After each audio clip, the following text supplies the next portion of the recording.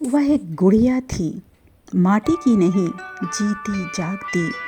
लेकिन उस गुड़िया का संसार उस समय उजड़ गया जब पिता की असामयिक मौत ने उसके सिर पर पूरे परिवार का बोझ लाद दिया और वह गुड़िया अचानक से बड़ी हो गई। स्कूल की फीस भरने के पैसे न थे, इसलिए स्वयं स्कूल नहीं गई। मराठी हिंदी फिल्मों में अभिनय और पार्श्व गायन कर अपने भाई बहनों को स्कूल भेजा। शास्त्रीय संगीत का रियाज जो पिता ने 5 साल की उम्र में शुरू करवाया था, आगे चलकर वही काम आया। आरंभ में उच्चारण दोष के कारण उपहास का पात्र बनी लता ने निरंतर अभ्यास और मेहनत से जब अपना मुकाम हासिल कर लिया, तब उन्हीं के गीत उच्चारण सीखने के लिए आदर्श बन गए। इसे महज किस्मत का नाम देना मूर्खता है। लता जी ने बहुत संघर्ष कर पहले से आसीन पार्श्व गायिकाओं के बीच अपनी जगह बनाई थी। फिर यह आरोप कैसे तर्कसंगत हो सकता है कि उन्होंने अपनी बहनों या अपनी समकालीन उभरती गायिकाओं के रास्ते रोके हों। सबको अपनी जगह खुद बनानी पड़ती है। शायद लता सर्वश्रेष्ठ होने के योग्य थी, इसलिए वे सर्वश्रेष्ठ रही हैं। आएगा आने वाला गीत से हिट हुई लता का लगभग हर गीत अनमोल है, इसलिए 6 दशकों से अधिक के लंबे सुरीले सफ़र में कई पीढ़ियां इनकी दीवानी रही हैं। ये स्त्रियों के सुख दुख के हर क्षण के गीत हैं इनके गीत कोश में। शायद इसलिए लता जी के बेहतरीन गानों की लिस्ट बनाना आकाश से तारे तोड़कर लाने के समान है। सब एक से बढ़कर एक। वे एक तरफ बैया ना धरो या मन रे तू ही बता जैसे शास्त्रीय संगीत आधारित मधुर गीत गा सकती हैं, तो दूसरी तरफ आ जाने जा जैसे कैबरे भी बखूबी गा सकती हैं। वे कभी सायोनारा या ये गलियां ये चौबारे में कमसिन युवती बनकर कोयल सी चहक सकती हैं। तो वहीं सोनी रे नगरिया या तरफ ये दिन रात की विरहनी नायिका का दर्द जी लेती हैं।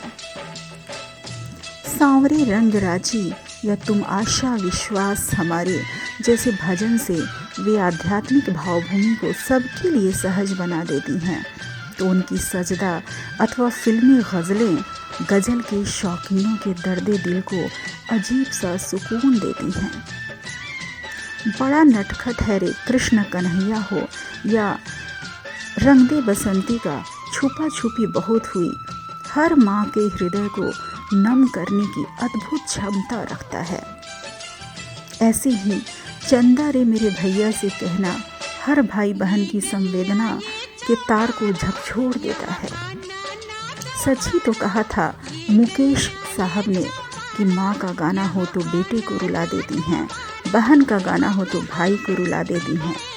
वे अद्भुत थी जो ऐ मेरे वतन के लोगों सुनाकर पंडित नेहरू को भी रुला देती हैं।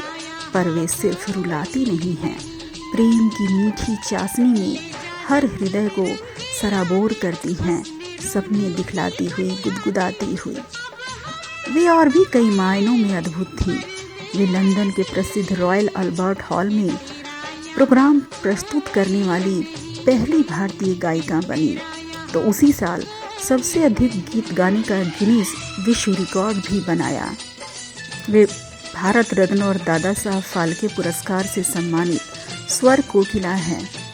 वह मधुबाला की लगभग अनिवार्य आवाज़ बनी ही तब से लेकर आज की माधुरी काजोल करिश्मा तक की लगभग सभी प्रमुख अभिनेत्रियों की आवाज़ बनकर उन सबको गौरवान्वित किया।